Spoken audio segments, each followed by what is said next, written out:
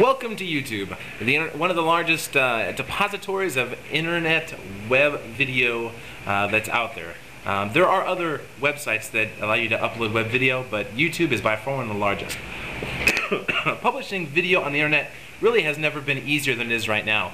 On PCs with things like Windows Movie Maker, and in iBooks or on Macs with iMovie, putting up movies is a lot less complex than it used to be, and you do not frankly need thousands of dollars worth of video equipment or hundreds of dollars worth of video editing software. It can be done really right on the software that comes with your computer and a very simple webcam. Like for example, like kind of low tech, but here I'll show you my webcam that I'm using. See, there's my webcam. So it's really easy. That was about $25 at Walmart. An easy piece to pick up and not very expensive. One of the things you always want to do whenever you're doing any kind of video is have a script. For example, I got my script right here, see, of what I'm going to go ahead and say. That way, because I'm pretty sure you don't want to sit here and listen to me ramble for hours on end not being very coherent. So it gives me a chance to stay focused. Like we mentioned before, YouTube has been pretty popular. You may have heard of YouTube in the news recently, because YouTube was just bought out by Google. But YouTube is a really interesting website. It's easy to upload video, and it's extremely easy to use once you've kind of gotten the lay of the land. Some of the great features of YouTube, once you've uploaded your video, is what you can do with it while it's there. For example, if you look over, this side.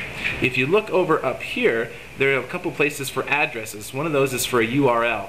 You can copy and paste that URL and put it into a web page, and it will create a link directly back to your YouTube video.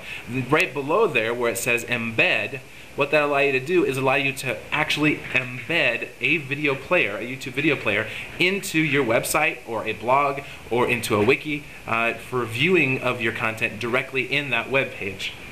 Another great feature is what's called tagging.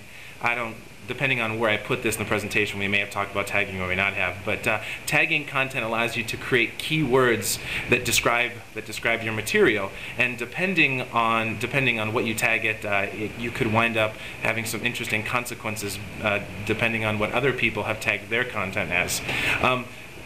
So that's kind of interesting. If you scroll down just a little bit right below here, there's a place for comments. So as people look at your video, they can make comments about what you've written or what you've videoed. And if you scroll down just a little bit further, there is a place where you can actually create a video comment as a return for that one. What do you do with video in your classroom that you would use YouTube?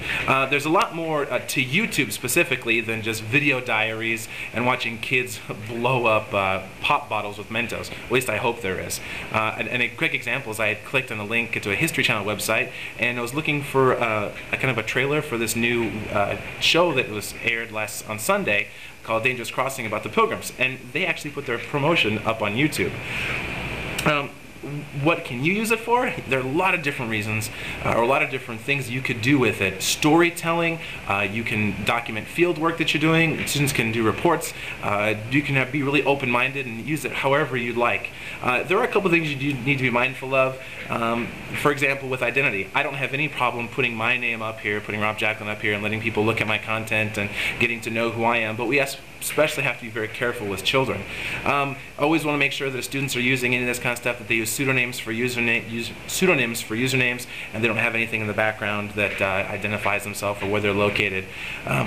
Another way of thinking it too is if you don't even want to put the students' faces up here, you could have them talk and create little video with little things, and they could do their production this way without even ever having to put their face up on video.